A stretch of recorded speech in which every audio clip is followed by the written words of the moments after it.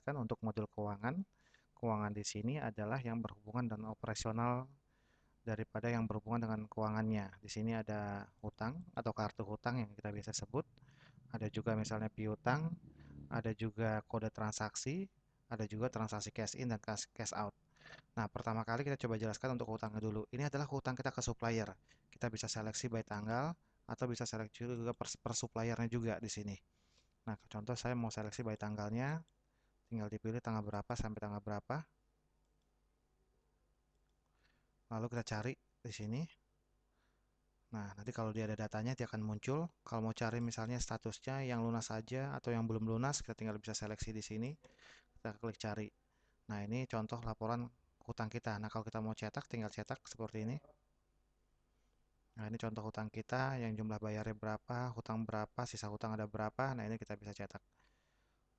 Oke, kalau kita mau bayar, kita tinggal pilih mana yang mau kita bayar hutangnya. Contoh yang ini, kita mau bayar. Nah, kita klik bayar. Nah, bayar pakai apa? Bisa pakai giro, cek, transfer, tunai. Nah, ini nama banknya. Contoh saya pakai transfer, contohnya menggunakan bank apa. Nomor transfernya kalau ada diisi. Kalau nggak ada, kosongkan saja. Bayarnya misalnya berapa? Ini kita bisa full payment atau bisa juga partial payment. Partial itu misalnya sebagian saja contohnya. Misalnya saya bayar dulu 20.000 contohnya. Oke, lalu saya enter. Bayar. Yes. Oke. Nah, kalau kita chat lagi datanya, nah seperti ini, dia ada hutang 55.000, saya terbayar 20, sisa sekian gitu. Nah, ini untuk cara pemakaian pembayaran hutang. Baik, lalu di sini juga ada fungsi untuk piutang. Ini adalah piutang kita ke supplier, kita ke customer. Bisa kita bisa seleksi dulu misalnya by tanggal contohnya. Kita mau tahu utang piutang kita ada berapa sih ke pelanggan kita. Nah, kita mau cetak pun juga bisa di sini. Ini untuk kartu piutangnya. Oke. Nah, kalau kita mau bayar, tinggal klik di sini, pilih nomor fakturnya. Oke, bayar piutangnya. Nah, bisa bayar misalnya pakai oke, ternyata si customer bayar pakai tunai gitu contohnya. Nama banknya diabaikan saja atau ini isi lainnya. Nah, nomornya saya isi kosong saja di sini. Nah, bayarnya ternyata dia bayar full payment 603.500 contohnya. Oke, bayar. Yes. Kita bisa cetak. Kalau cetak nanti bentuknya dalam bentuk struk. Kalau kita nggak mau cetak buktinya, kita nolkan saja. Nah, kalau kita mau lihat hasilnya nantinya untuk kartu piutangnya, tinggal cari. Nah, ini contohnya, piutangnya sekian, bayar sekian, sisa piutang adalah nol. Nah, ini untuk kartu piutang.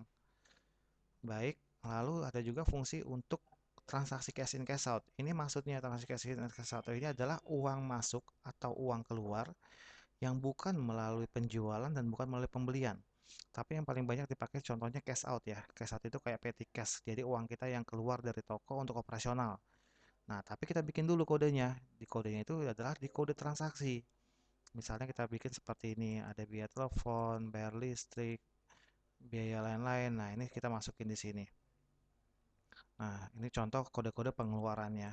Nah, contoh kita mau melakukan pengeluaran nih, contohnya hari ini ada uang keluar, kita melakukan transaksi cash out. Nah, kita tinggal pilih kodenya.